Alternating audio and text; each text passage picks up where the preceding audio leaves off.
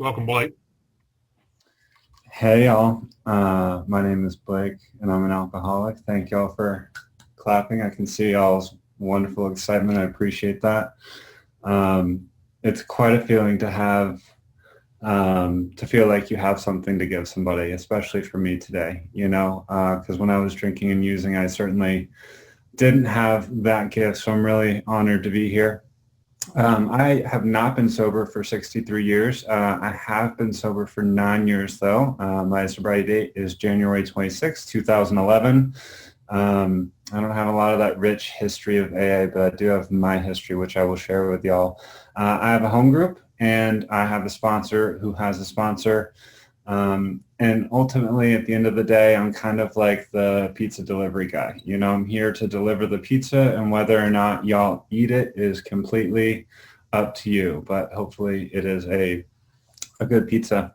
So I'm going to share a little bit of what it was like and what happened and what it's like now. And I certainly want to spend a lot of time talking about the good stuff and the promises that have been given to me through the program of Alcoholics Anonymous. I was born in Atlanta, Georgia, the suburbs, to a good home. I didn't want for anything growing up. I had a wonderful childhood. I think I got absolutely everything that I ever wished for. I will say that my mom is and was an alcoholic, and so that was one thing where I knew the way that she drank alcohol was a little bit different than most people. I knew that there was something strange about that. And of course, I never wanted to end up like her, but here we are, right? History has a funny way of repeating itself. But yeah, so I knew I never wanted to be like that. But at the same time, like I was a really curious kid, right? And so it was kind of always in the back of my mind that my mom used alcohol in that way, and that, that she was an alcoholic and that she was addicted to it. I will say that the first feelings that I really remember, the first thoughts that I had, I just remember being really afraid. Like I just remember fear dominating my life. I didn't know what y'all knew. I didn't know what I knew in relation to that. And I never thought I was good enough. I never thought that I measured up, and I always had to have something in order to be okay with being me, whether that was, I had to be like good in school or good at sports or have a good friend or something like that. I always had to have something to make me okay with being me. And so I always was looking for validation and looking for things outside of myself to help me be okay with being me. The first time that I drank, I was fairly young. I don't know how old I was, but I know that I was in elementary school. And the reason I know that is because I stole a beer from the fridge, and being the gangster that I am, I hid it in my stuffed animals. So I was pretty young, and I hid it in the stuffed animals. And it took me months to work up the courage to drink this thing, like literal months to work up the courage to drink this thing. And so one night I told my parents I was going to a friend's house. And so I grabbed the beer, and just picture a third grader just walking down the street, just drinking a beer. And I'm sure that plenty of you have drank hot beer before, or like lukewarm beer. God, it was awful. I would not recommend that for a first drink. It was so bad. And I took one huge swig and I just couldn't do it. And I was like, no, hold on. And so I tried again, and I just couldn't. And so I poured it down the drain, like a storm drain or whatever. And to my knowledge, that is the only time that I have ever wasted alcohol. So don't do that, because it is not fiscally responsible. I was otherwise pretty good at making the most of what I had.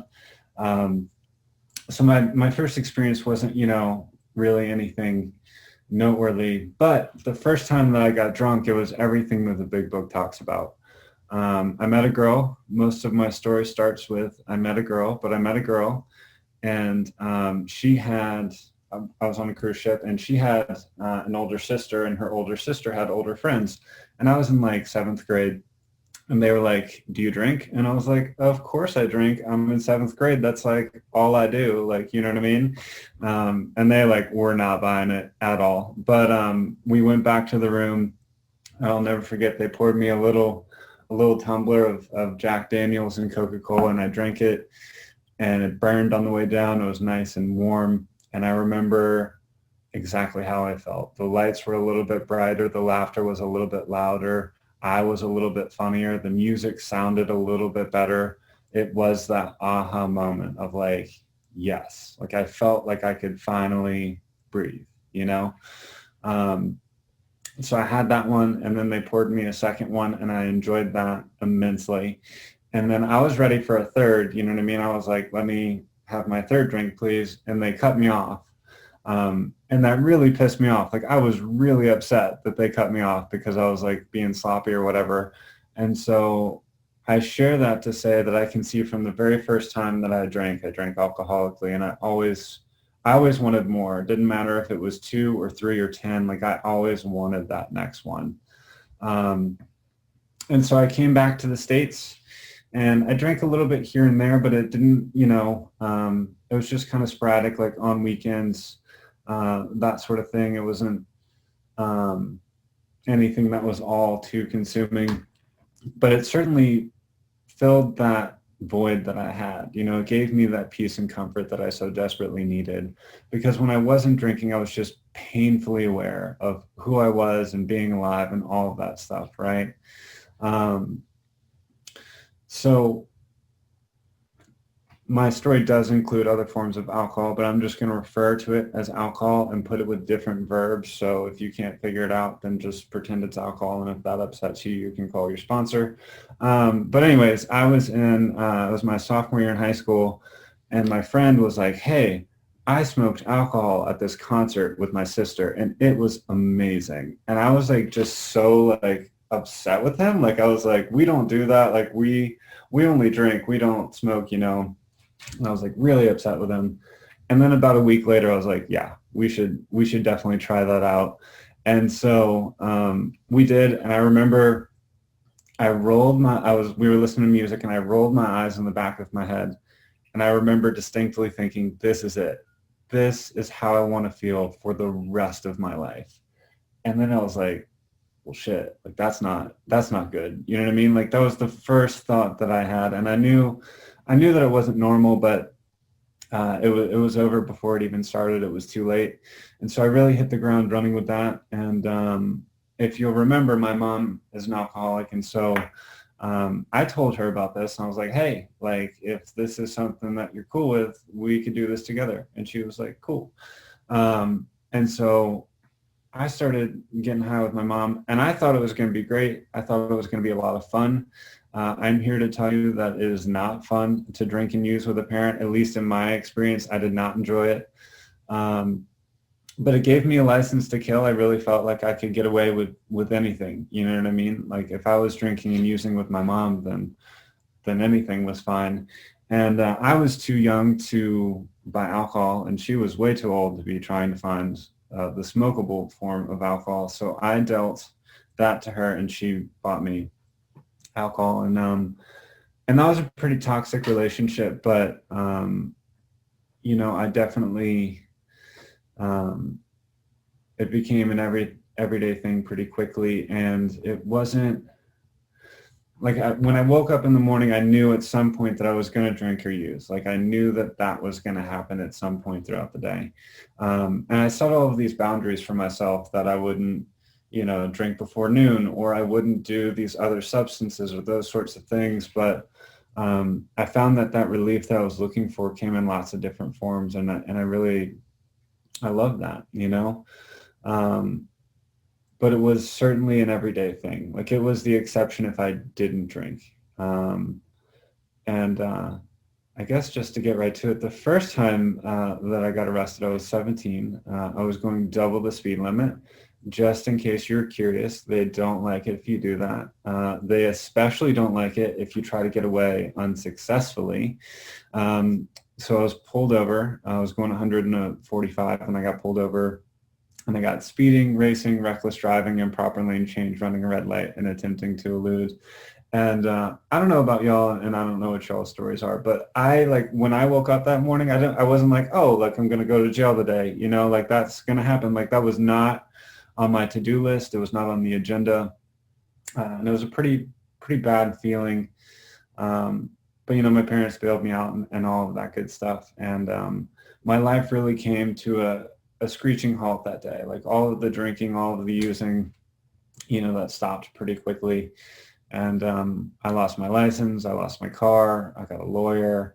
I was like way too proud to ride the school bus to school my senior year. So I literally, I was like, I walked to school. I walked 6 miles in the rain and the snow to get to school. You know what I mean? It sounded like my grandparents trying to get to school. But um, yeah, that senior year was really tough. I missed out in a lot of ways. Like I couldn't date. Like you can't ask someone out and they're like, cool, like pick me up at 7. And they're, you know, and I'm like, all right, well, I'll pick you up on my bike. And they're like, awesome. I love motorcycles. And you're like, nope, like it's a bicycle. It doesn't have an engine on it. Um, so yeah, so I definitely missed out on that kind of thing.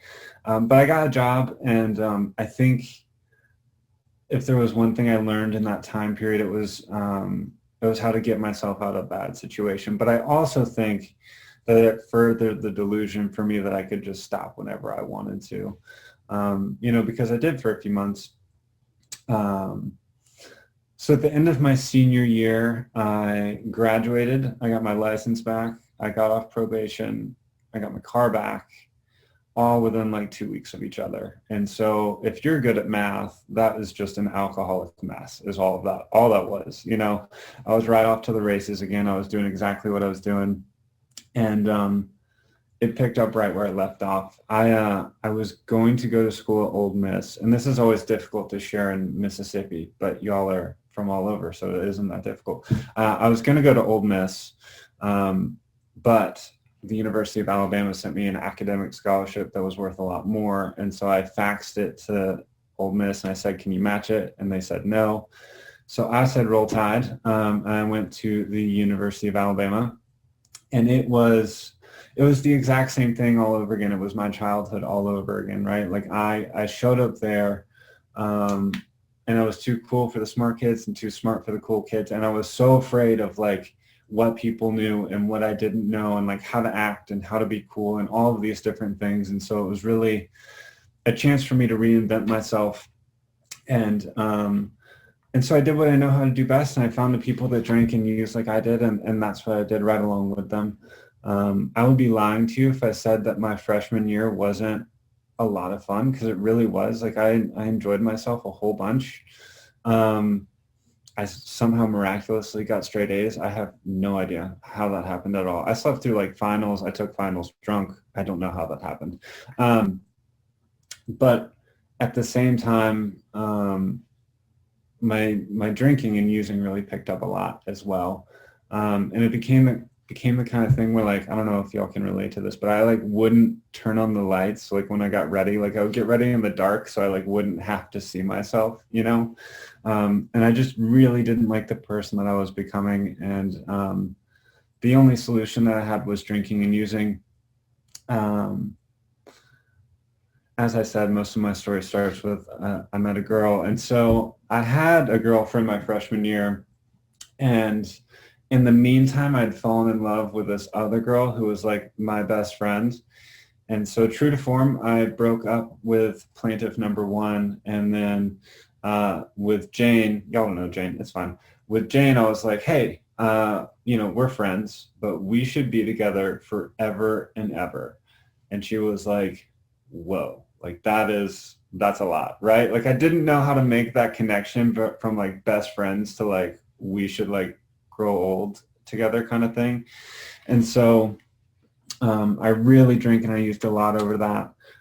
That summer, it was kind of like, I don't know, like me and all of my buddies got together and we like had to show off which university partied the hardest. And so that's what we did.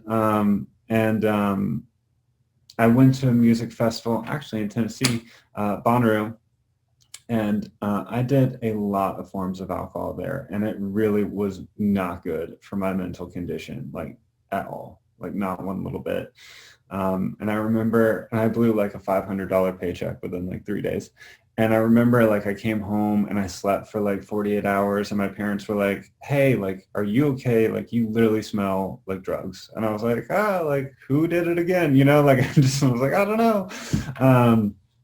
And so really from that point on, I can look at that and I can see like and I don't have asthma, but from that point on, like when I woke up in the morning, I imagine it's what people feel like when they have asthma, of like not being able to breathe. Like I just couldn't handle being sober as soon as I woke up. Like I just could not handle that feeling at all. And so I started like, planning and having a drink by my bed and that sort of thing pretty early on. I went back to Alabama for my sophomore year. I moved in to a house with four of my best friends, all four of which were drug dealers. And we decided to grow drugs together. And by drugs, I mean alcohol. And so we did that. And I thought that was going to be a good idea. And I'm not like inherently opposed to breaking the law, but I have a nervous disposition as it is, you know what I mean? And so like I was so nervous that like the DEA was going to bust down our door and all of that stuff. And so I drank because that's what I knew how to do. And, up until this point, besides my first arrest, all of my consequences were mainly internal, right? Like it was just that not being okay with who I was, and hating spending time with myself and those sorts of things. But they really started playing out externally. And so, I started failing a few classes. I totaled a car.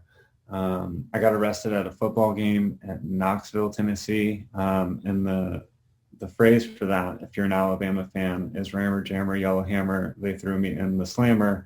And so that's what they did. And I remember, like, if you'll remember, my mom's an alcoholic. And so she gave me $2,000 and she was like, just use this, get a lawyer, get out of the trouble. And y'all, I spent every last dime of that money on alcohol. Like I couldn't even, I couldn't even make it to trial. She told me to stick to beer and wine because it was the hard liquor that was really getting me in trouble. For a day, I didn't even try to drink beer and wine. Not for one single day did I like heed that advice. Like I couldn't do it because I love to change how I feel. I love the effect that's produced by alcohol when I ingest it in my body. And I'm not so much addicted to alcohol. I'm still this way. I'm addicted to how I feel every second of every single day. Like I always want to feel good and I always want to be okay with the person that I am. You know what I mean? And the substances that I was using helped me achieve that. So that winter break, I came back home, and I think my parents really just tried to like throw money at the problem that was their child in order to fix me. And so they got me like a new car and an iPod Classic, the one with the spin wheel. I don't know if y'all remember that, but it had like the little spinny wheel kind of thing.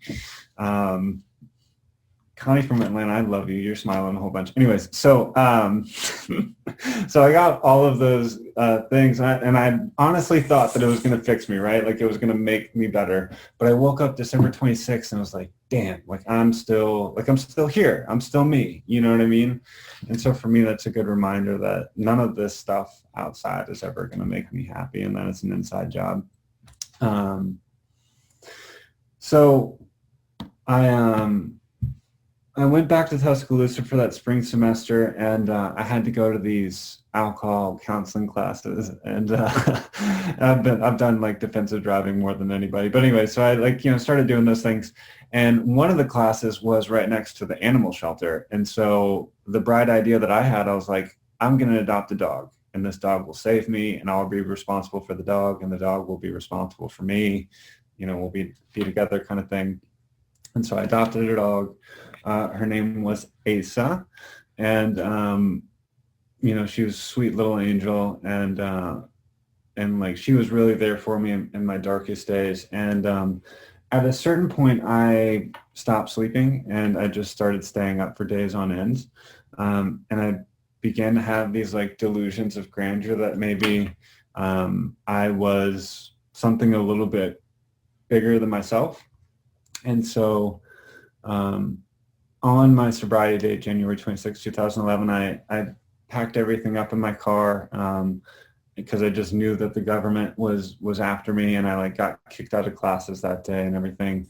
And I drove from Tuscaloosa to Atlanta, and Asa came with me.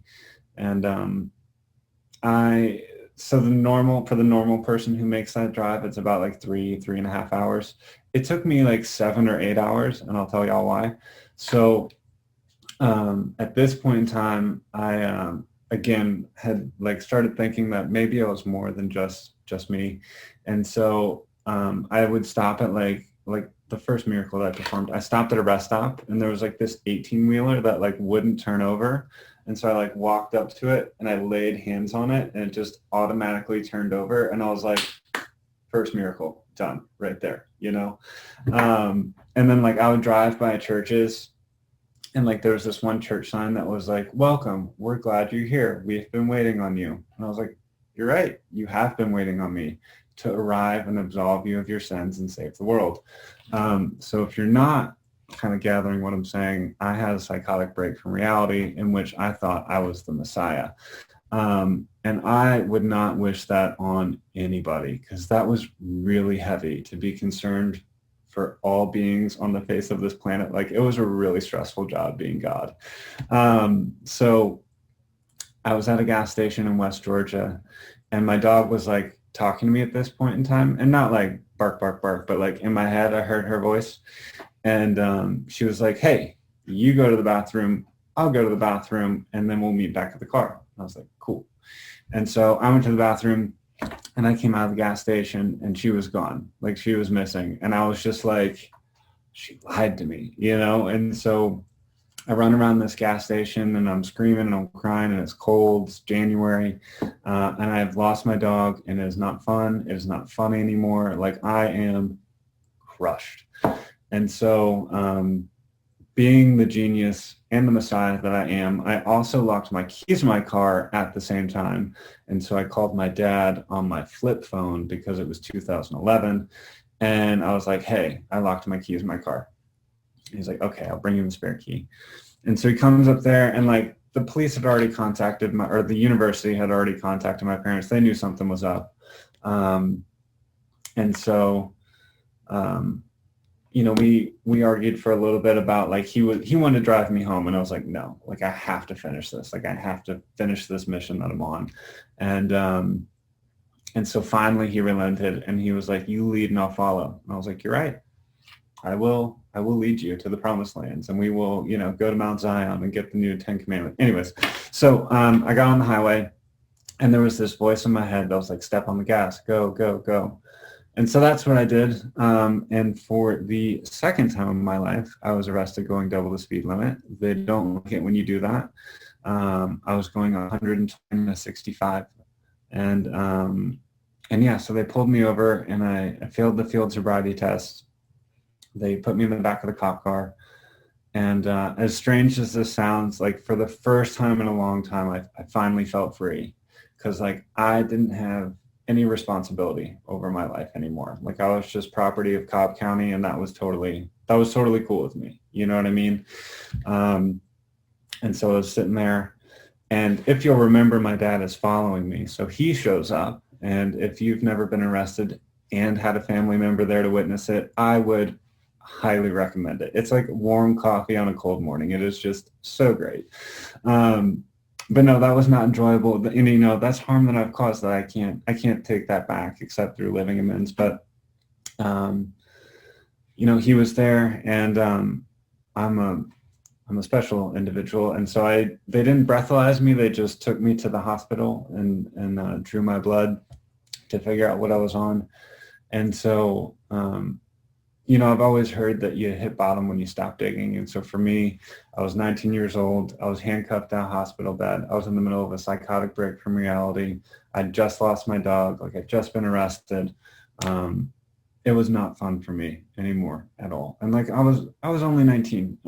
But I really, I love that part of the book for me, that it's not what or how long you use, but how it made you feel. And that's very true for me. I think I have a special ability to take my life down quickly when I have it in my own hands. And so they took my blood, and I went from the hospital to jail, and I spent a little bit of time there, and then back to the hospital. My parents got me out, and I hated the person that I was, but I was where I was because of who I was, and I was who I was because of how I lived. I mean, that's how I lived. And so I remember on the car ride home from the hospital, I was like, "Hey guys, can I go back to back to Alabama?" And they were like, "Absolutely not. Like, you're going to rehab, kid. Like, you're not going to school. You're going to rehab." I was like, "Cool, got it." So I went to Ridgeview Resort and Spa in Atlanta. That's a joke because it wasn't a resort or a spa, but it was a treatment center. And so I went there, and so I had like my psych stuff in the morning and my addiction stuff in the afternoon. And with the psych stuff, they eventually ended up telling me that I was bipolar type 1 with psychotic features, which I I was like, yeah, like I accepted that as face value. I was like, I can see where you get that. I understand that. But that was completely unrelated to me being the savior of the universe. Like, those were two very separate things. And so I was struggling with that. And then with the addiction stuff, like I was really struggling. Like, I knew I had a problem, but I was like, man, like I'm 19. Like there's no way. Like that's, just sitting there like, no way. And I remember, I'll never forget, I love this counselor so much. I remember his name and everything, but I walked into group one morning and I was like, look, man, like I'm 19. There is no way you can expect me to stay sober for the rest of my life. Like, that's insane. And he was like, well, can you stay sober today? And I was like, fuck you. Of course I can stay sober today. Like, obviously, like who couldn't do that? He goes, cool, we'll do that today and then wake up and do it again tomorrow. And right then and there, like I knew he had me. Like I knew from that moment, I was like, man, like he backed me into a corner quicker than I even like knew what was happening, And so they told me that I had to go to these 12-step meetings and get a sponsor and all of that stuff. And I really wasn't that terribly excited about it because I was doing all of these other things. But I went, and, I have no idea what the topic was my first meeting. I don't know what they said. I talked at that meeting, so God bless those poor people who were in that meeting.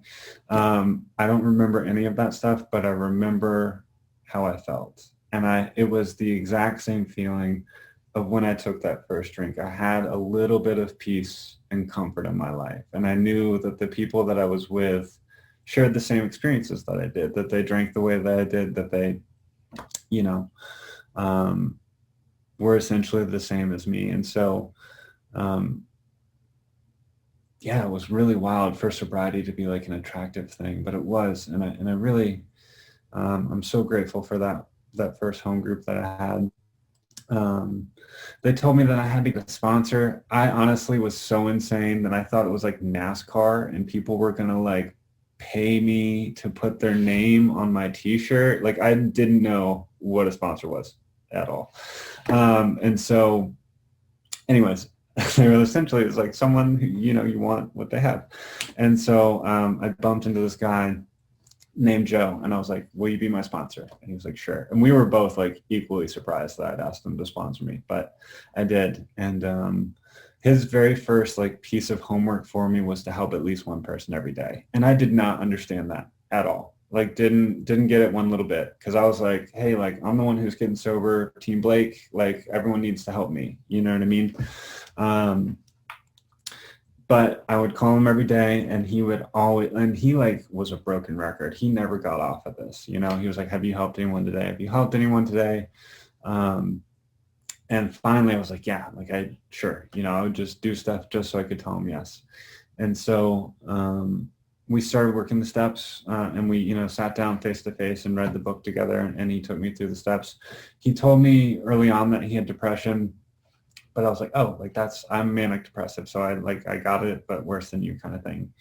And we went all the way through the third step. And I remember I started to have like some relief in my life, because we did the third step prayer in like this open square, like facing each other with like in public with a whole bunch of people around us. And I didn't care what other people thought about me, which was like like a novel concept for me, at least in those few moments. And so, um, I went to, I was still going to meetings. At this point, I had graduated rehab with honors. I knew that I had been there a little bit too long when they started repeating the same lessons. I was like, oh, I remember you. Like, you were here 2 months ago. And they're like, yeah, get out of here.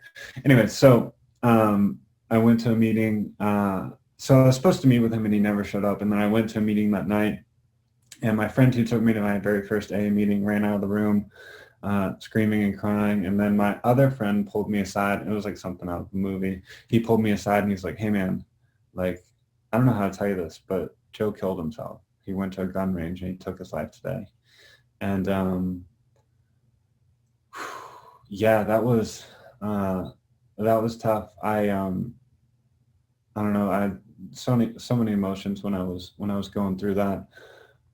But in that moment, like of course there was like the tremendous, sense of like loss and grief and all that. But in that moment, I realized it was like, oh, like regardless of how your life shakes out, like you help at least one person every day, and it's as simple as that. Like that's all you do. So if you literally haven't heard anything else this entire time, I would ask you to help me carry his mantra into your daily lives and help at least one person every day. And I just think that's so cool that his legacy is able to live on through y'all. So thank you for being a blessing in my life and being generous with that.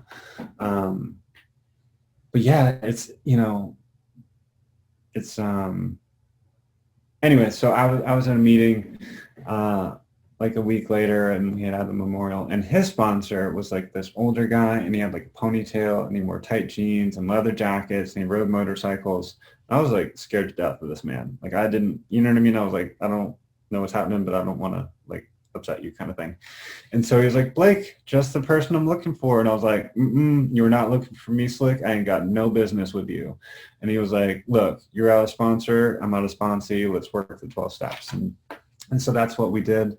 And that man took me through the big book of Alcoholics Anonymous, and I was able to have, I don't know if it was my first spiritual experience, but first of many spiritual experiences of when we did the 7-step prayer, and I was able to give myself over to my creator, all of me, the good and bad, because I always had this bad side that I wanted to hide from myself and from the world and from God. And when I did that, I was just like stripped naked, and it was just like, boom, here's all of me. And I love that man. He was unable to have kids as a result of his drinking and using. And so, he's kind of adopted me as like a spiritual son, and in a certain way, he's like my spiritual father. And I really love that. I think Alcoholics Anonymous is really special in that way, that we can form those relationships. And so, yeah, and I, stay in touch with him. We text each other every morning, like the daily reflections. I really enjoy that. The fact that he sends pictures, like takes pictures with his phone and sends them to me is hilarious, because he's like so anti-technology. Anyways, I went back to the University of Alabama for school. Everyone told me not to go back to school, but being the hard-headed alcoholic that I am, I was like, I'm going to go back to school. So I did that. I wouldn't recommend it. It was really tough. But honestly, the only way that I made it through that time was I just got plugged into the anonymous meetings in Tuscaloosa. And I love those people, y'all. They saved my life.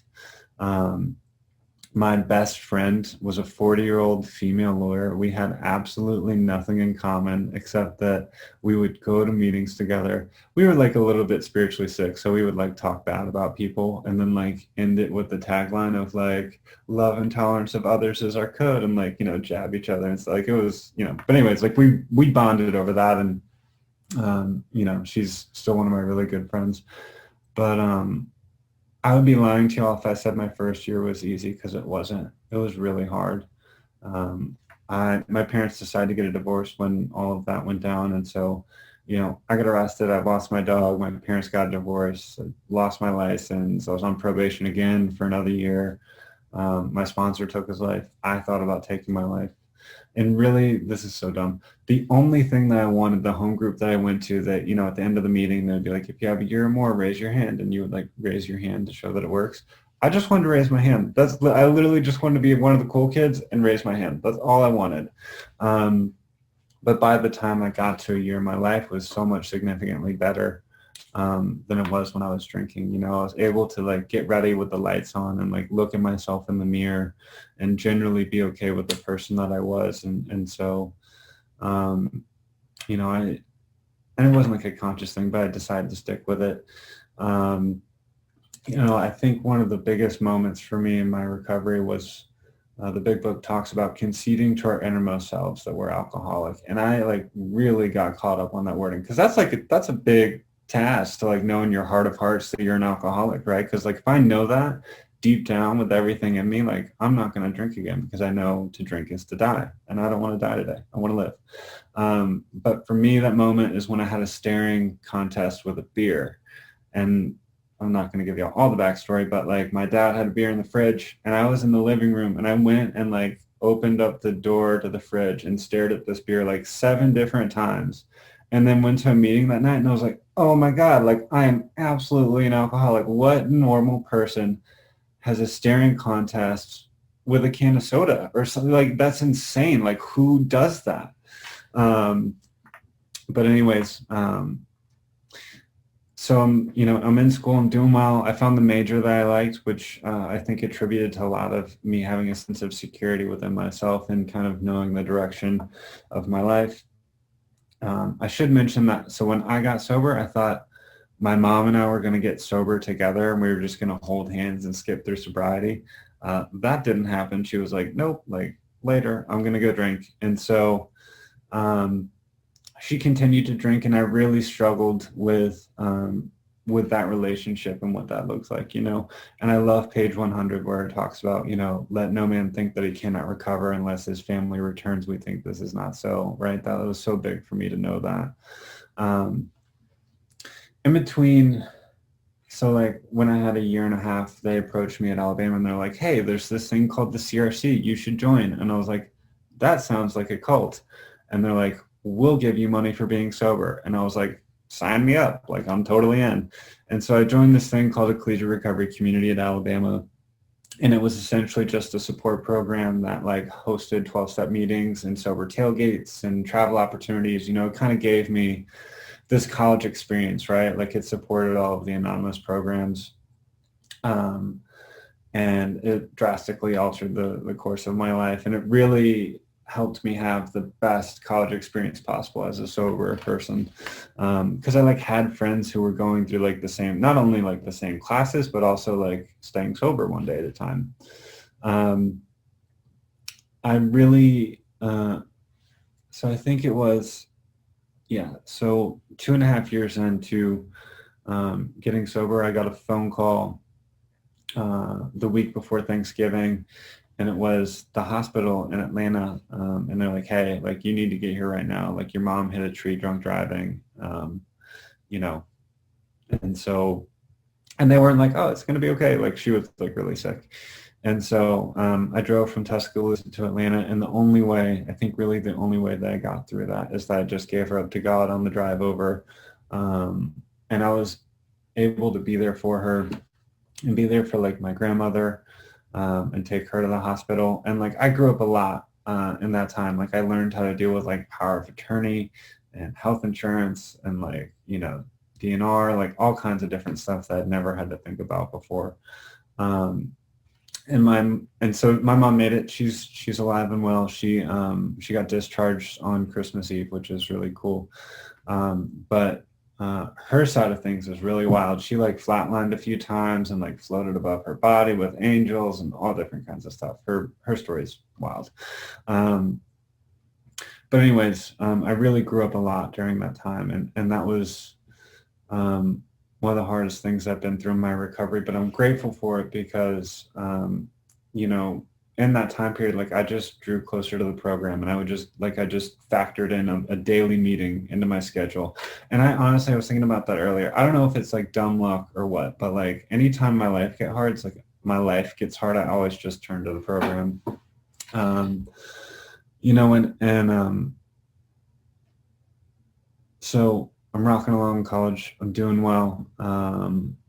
I graduate with my bachelor's, which is insanity to me. Like the fact that I walked across that stage was just so cool and surreal. So I graduated with that. I was not ready for the real world yet. So I went ahead and got my master's, and I taught public speaking at the University of Alabama. So I know this is modem to modem, but hopefully that's been somewhat self-evident tonight. But yeah, so I taught at Alabama, and I didn't want to work in recovery, and I didn't want to work in academia, and now I work at Mississippi State, and I oversee the collegiate recovery program here, which is like God having just the best sense of humor. And so I started here in 2015, and I'm able to help college students get sober and find the rooms of Alcoholics Anonymous and provide them with academic support and travel and all kinds of different stuff, which is so cool. And I'm really grateful to wake up and go to a job that I'm not like punching a ticket, you know what I mean? Like I'm watching people recover right in front of me and playing, somewhat of a small part in that, which is really, really cool. I will say that, over the course of my recovery, the one thing, and I don't always keep my eye on the prize, like me sharing my story isn't like me sticking my flag on the side of a mountain and being like, I got it. You know what I mean? Like I never do this thing perfectly. But I think the constant and the one thing that I know that is good and that I'm always working towards improving is my spiritual life, and that reminds me that I'm always in God's presence, but the only thing that's ever lacking is my awareness. Like that's the only thing that's ever missing from that equation is like me not realizing that I'm living in the world of the spirit.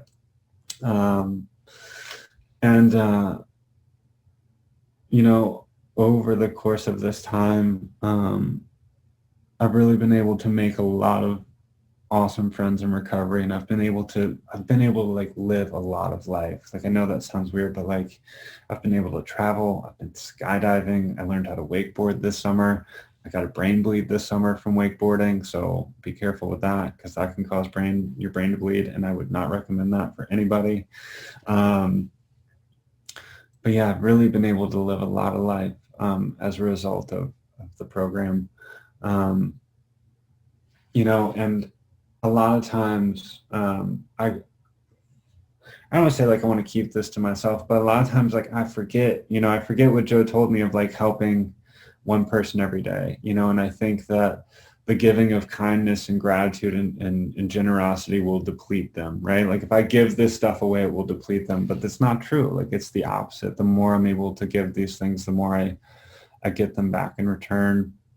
And, especially with COVID and the way things are right now, like when people are in pain is when they need our generosity the most. And so to be able to give back and share at this meeting is a great blessing for me. And I'm honestly, this blows my mind that I'm actually going to touch on this, but like patience, the fact that I have patience in my life today, I have restraints of pen and tongue and I can pause is truly amazing to me. Something that I actually picked out from my student that I really love is this idea of choose again. Because like my first thought is always wrong. Like whatever I think first is inherently wrong. And so, if I know that I'm about to do something that doesn't like align with the human being that I want to be, I can just return to this phrase of like choose again, and I can choose something else that's healthier or in my best interest or in other people's interests. And I'll tell you one thing, when you work with college students, you have to have a high level of patience and grace and gratitude. And so something else that's really guiding for me is asking myself, is this the hill that I really want to die on? Like, is this the hill that I'm going to die on today? And normally that answer is never yes. So to be able to have that in my life is really cool.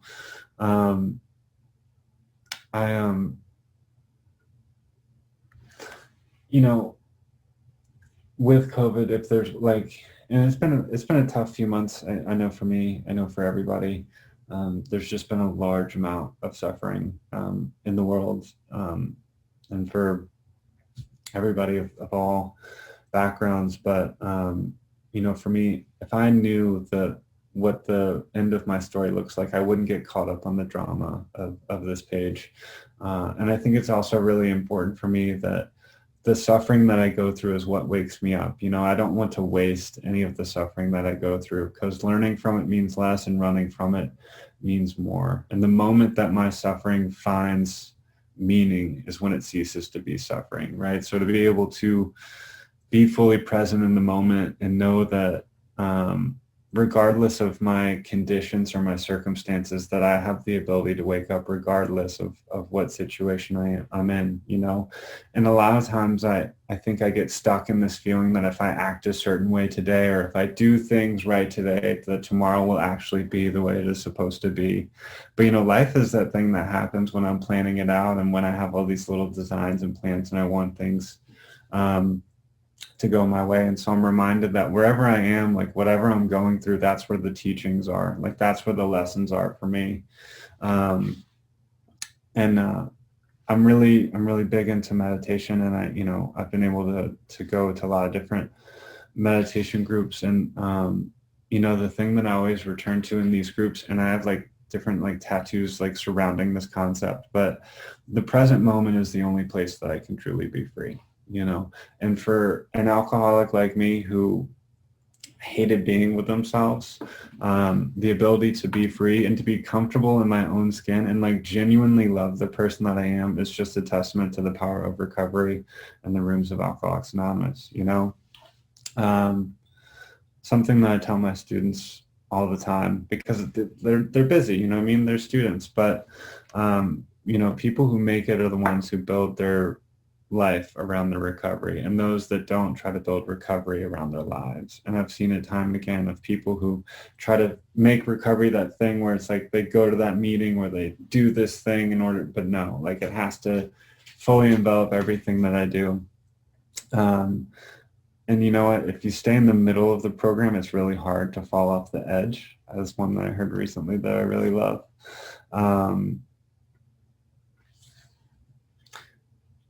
Yeah, what a beautiful gift to be able to share this with y'all and to bring a peaceful heart into this world, So if y'all will remember, I had the dog that I lost at that gas station in West Georgia. So it was about 2 weeks later, I was in rehab and I got a call on my phone and I opened it up. I'm going to do an impersonation right now, and I'm from Georgia, so I can totally do this. But I picked my phone up and I was like, hello. And this lady, super country lady, was like, is this Blake Schneider? And I was like, yeah. And she's like, we think we found your dog. And I was like, what? And so as it turns out, my dog walked 120 miles from West Georgia to North Georgia completely unharmed. And I got her back on Valentine's Day of all the holidays. That's the holiday that I got her back on. And so for me, that's a reminder that this life isn't meant to be lived alone, and that it's who we surround ourselves with that really make it worth living. So if no one has told you that you are a beautiful, wonderful angel today, I'm here to tell you that you're an angel. And I want to thank y'all for my recovery and for being there for me every step of the way. So thanks for letting me share.